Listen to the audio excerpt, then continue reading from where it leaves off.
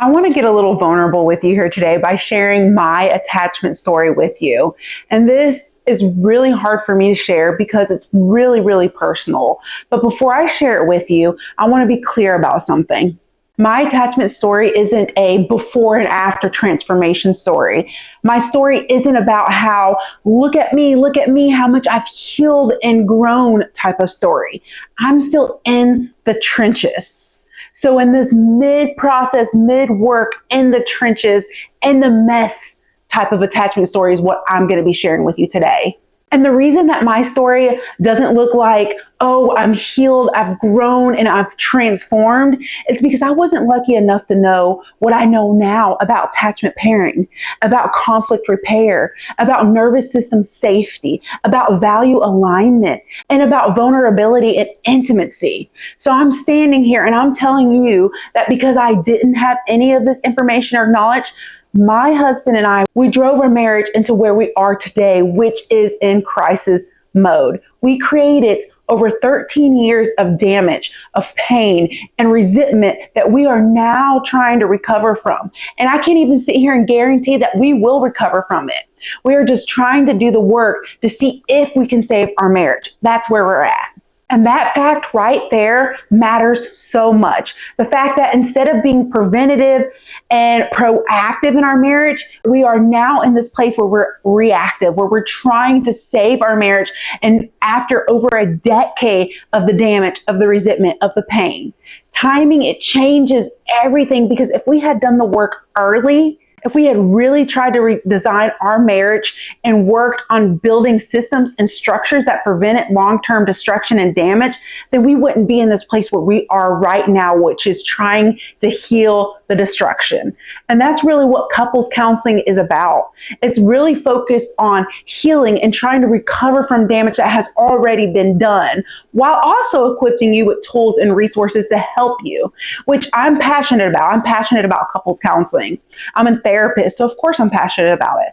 However, I do believe that there is a better way. Why do you have to wait until damage has already been done to seek help to do things differently when you don't have to do that? And that's where I'm at right now, this transformative work that I'm really focused on this point in my career, because I really want to save people years of pain and heartache and damage that I have experienced in my marriage, that I am experiencing in my marriage, and that I see every day walking through my therapy doors. So there is another way, and I'm working on creating the structure that helps shift the focus from this purely emotional feeling of love to a proactive strategic partnership that's aimed to long-term stability and growth in a relationship. So if you want to get on the wait list for that, comment below, because it's coming and it's going to be awesome.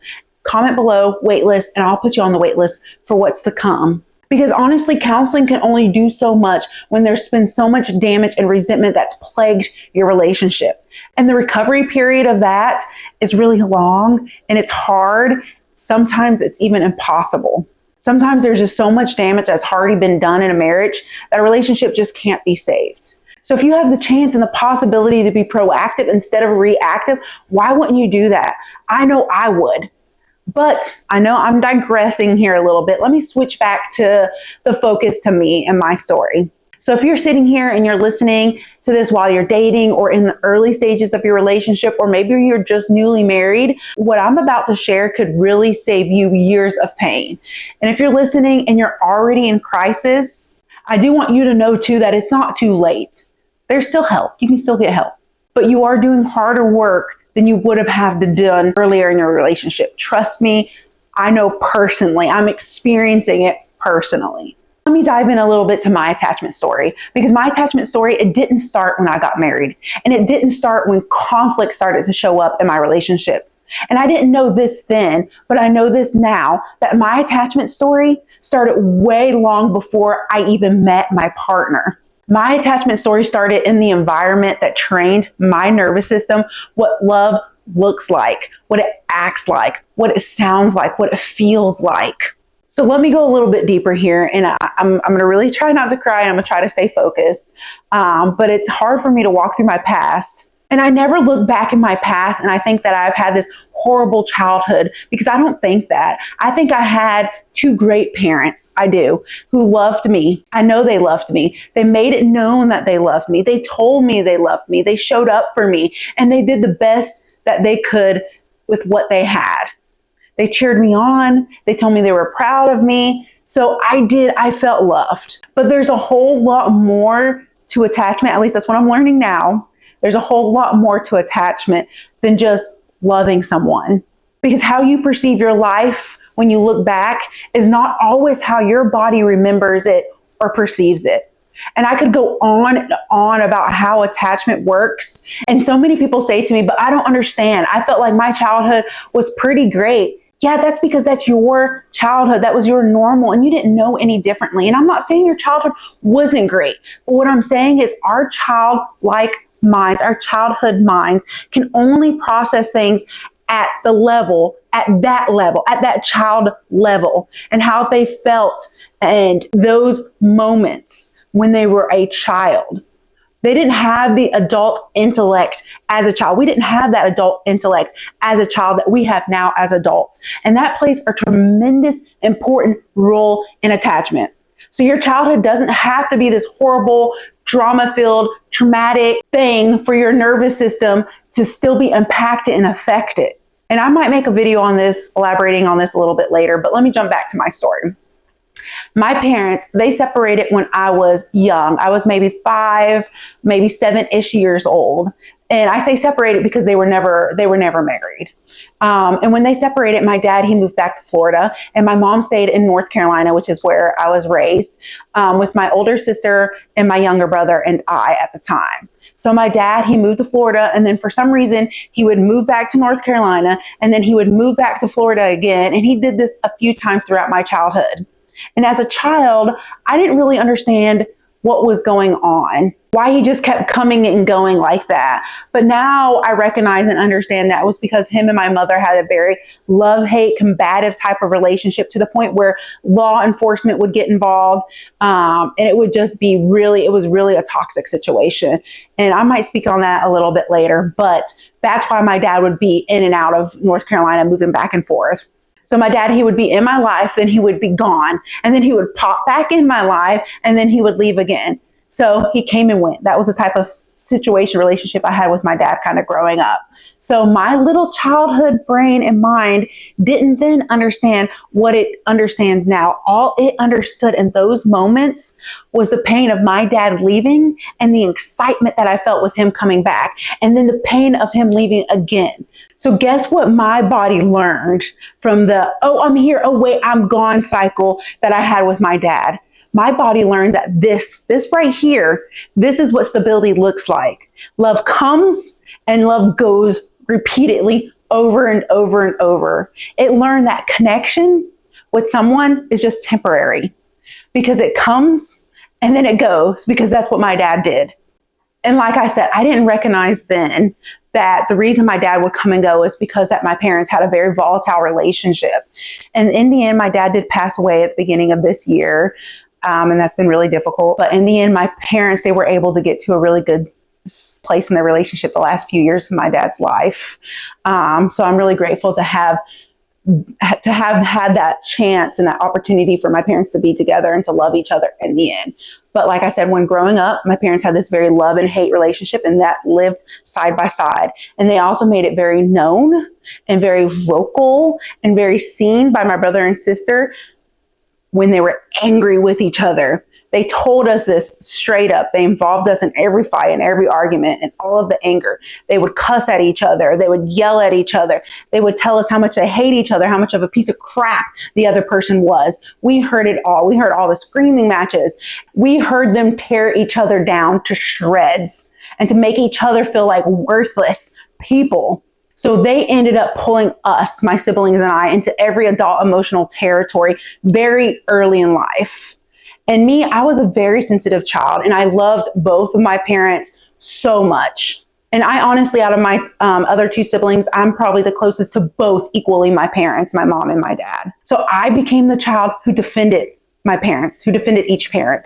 I became the child who managed loyalty between my parents.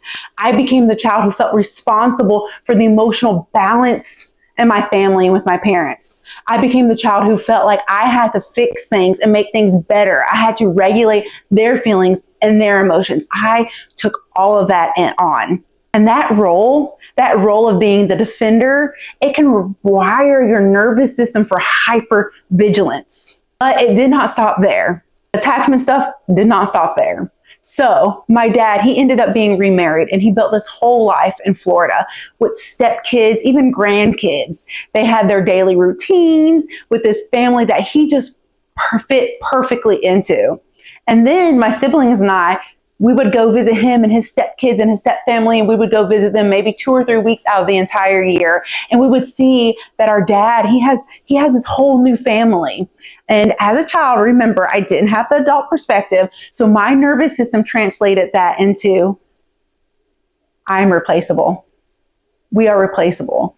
That my dad, he just got a whole new family, and he replaced me and my siblings like we were nothing. And I remember this in my child mind perspective. I remember how it felt. They got all of his time. They got all of his attention, and they got chosen by my dad. So where does that leave me?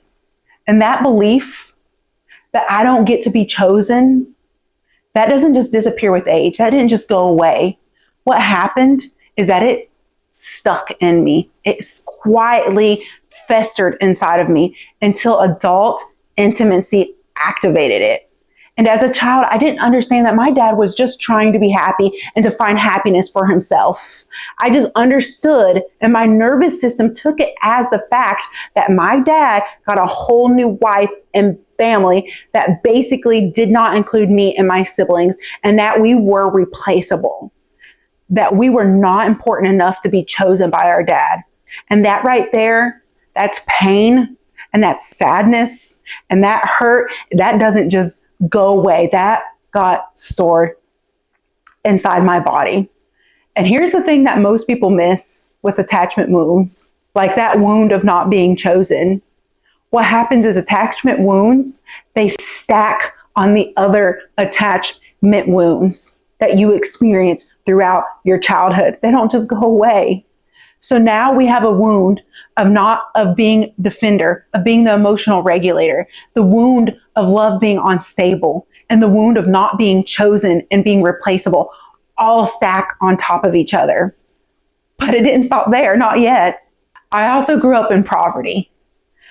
We had food stamps, we were on Medicaid, we moved constantly, sometimes even yearly, because we couldn't afford to live in one place. So we would move to another place, or we moved back into my grandparents' house until we could afford another place. And then we would move over and over and over and over again. So stability wasn't just missing emotionally for me. It was missing practically as well. Then to add to that, I grew up in a very small town with very little diversity. I was one of the very few kids of color in my town, and I was also extremely overweight, and I was painfully shy. And because of all of this, I learned invisibility as a safety net for myself. I learned to blend in with the walls, to not speak, to hide in every corner. So underneath all of that, my internal message became, I am not chosen, I am not secure, and I am not emotionally safe. And that right there, that's a lot of heavy and hard messages for my body, for my mind to even process. And even though there was no like physical abuse or sexual abuse, and I know those are the things that people really classify as big traumatic things in your life, there were still enough things that taught my nervous system that love does not feel safe and secure and calm and pain-free. And here's where this becomes really important, because I didn't enter into my adult relationship empty with my current partner. Even though my current partner is my first real love and my only love, I entered this relationship already biologically and emotionally hardwired. I already have behavioral patterns programmed in me that I wasn't even aware of. But I'm here to tell you, we all have them, even you. We just got to gain awareness of them so we can do something about them. Let me kind of go back to my story a little bit and how my childhood has influenced and affected my adult intimate relationship with my husband. I married the first man that I seriously dated. Like I said, he was my first and only love. And I married him even though I could already see unhealthy patterns before we said I do. And this is where I want to be very clear. I did not enter my marriage knowing attachment theory. I did not enter or understand the nervous system regulation. I did not know anything about how to map conflict cycles. I didn't even know that any of these things were a thing. All I knew was what I saw growing up in regards to relationships and how I thought I felt, okay? I felt love and chemistry with him, with my partner, with my husband, and I felt like we could make this work if we just keep trying. But effort didn't prevent the damage that was occurring, the damage that we were doing. What happened was that the damage, it just kept accumulating. So over 13 years, conflict wasn't repaired. I mean, how would it be repaired? We didn't even know that it needed to be or what repair was. We were just so busy trying to defend our case and get our point across to try to make each other understand where we were coming from. And this was repeated over and over and over and over again. The same exact pattern, and we were hoping for a different result, but we didn't get one. So we didn't have any pattern interruptions. We didn't change anything. We just kept reinforcing it over and over and over again. And I want to slow down just a tad bit here because this is where honesty really matters. And I want to admit that I become someone that I don't even recognize when I'm in conflict with my partner. I get really defensive. I escalate really fast. I say things that I don't mean. Sometimes I say them just because I know that they are going to hurt my partner. I mean, how sick is that? I mean, it's insane, okay? But that's not even who I am. I'm not even that person. So I don't even understand what comes over me in those moments, why I get like this. And then what happens is I get terrified of losing him. And of course, I don't say things to him like, I'm scared of losing you. I say the exact opposite. I say things like, fine, leave. I don't need you. I would be fine, probably even better off without you. And that right there, that's not a healing language. That's a nervous system that is stuck in survival mode. That's my fear of him walking out the door and not returning to me. So I got to protect myself and push him out the door because I'm in control. If I'm able to push him out the door, instead of being replaced or not being chosen by him, I'm in control of this. So I'm going to push him out. That's protecting myself and my body and mind protecting itself. So let me try to map out what's actually happening in this chaotic web of my life, my mind, my nervous system, because there is a difference between shaming myself for this and trying to create understanding so I can do something differently. So my core wound is simple, but it's powerful. My core wound is that love is unstable. And if I'm not vigilant and if I'm not on guard at all times, then I'll be abandoned or I'll be replaced. So my nervous system learned this threat-based bonding where it now associates closeness and intimacy with danger, fear, and high emotional volatility. Where for me, connection, it feels intense. But I know as a counselor, I now recognize that intensity isn't safety and that intensity doesn't create a secure, healthy, and trusting relationship. But usually what happens is when my partner disagrees with me or when we're in conflict or when his voice gets heightened, my body, it reacts before my mind has a chance to actually react. My chest, it tightens, my jaw locks, and my adrenaline, it surges. Like I feel myself physically getting hot in those moments. And I'm not reacting to the present moment, the conflict at hand. Sometimes I don't even remember what we are in conflict about. I'm reacting to my history, to the fact that to me, love is unstable and that I can easily be abandoned or replaced. So what do? I attack my partner to protect myself. I push him away to avoid being powerless and feeling out of control. And then what do? I panic about the fact that I could lose him. And I know this almost all just sounds crazy, like, oh my God, woman, you want me to believe right now what you're saying, that my reaction during conflict with my partner isn't about the fact that he didn't take the trash out like I asked him to do 10 times, or the fact that we haven't had sex in 2 weeks, or the fact that we keep having the same conversation over and over and nothing changes. And I'm not saying that the conflict at hand, what y'all are fighting over or disagreeing about, isn't important. It is important. But what I'm saying is the way you react to that is not just about the trash or the sex or the reoccurring argument. There's a whole lot more to your reaction. And here's a part that's even more important, probably the most important part. This attachment loop, this reaction conflict cycle, it didn't start in year 13. It started in year 1.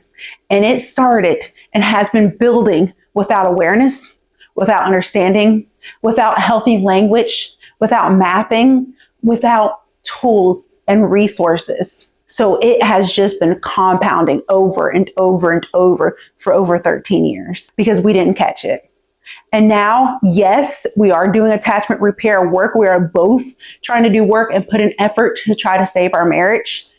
But we are doing that inside a relationship that has already had years of rupture and damage and resentment that's been created and that's been done. And the difference between doing this work early versus 13 years later is a huge difference. And I know this because I've spent years doing couples counseling. I spent years helping couples navigate their crisis situations that they're in. And when this work is done early, like in the dating stages or engagement stages or early marriage stages, the relationship can look completely different than when you're walking in my door and you're in crisis stage. Because when it's done late, we're not trying to build emotional safety and security in a relationship alongside the love and chemistry that you're feeling. We're trying to repair damage at the same exact time as trying to build the emotional safety and security that you didn't have for over X amount of years in your relationship. And I want to try to be very careful here because this work of relationship design that I'm creating, that I'm doing this transformative work, it does change things, but it doesn't overnight and it doesn't perfectly and not without effort from both people. But it does change the trajectory. And I'm not teaching this because I've arrived. I'm teaching this because I'm living it. And I want you to learn from it. I want you to understand that you don't have to wait until love feels like survival, until love feels too hard to make it, or until love feels like we are in crisis and we need to try to get help now before we call it quits. You don't have to spend a decade fighting patterns that you don't even understand like I have.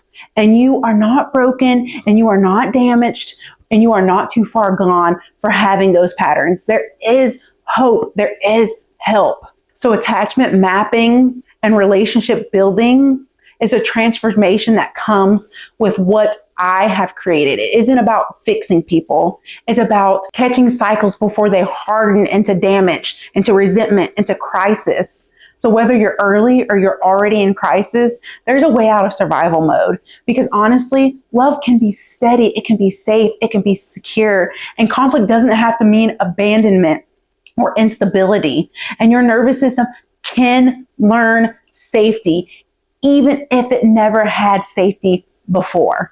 So comment below waitlist to join my waitlist for my relationship builder program that will be coming out soon, and hit like and subscribe on the video to catch some more videos that will help you design a life and bond with your partner that is both functional and beautiful. And I'll catch you on the next video.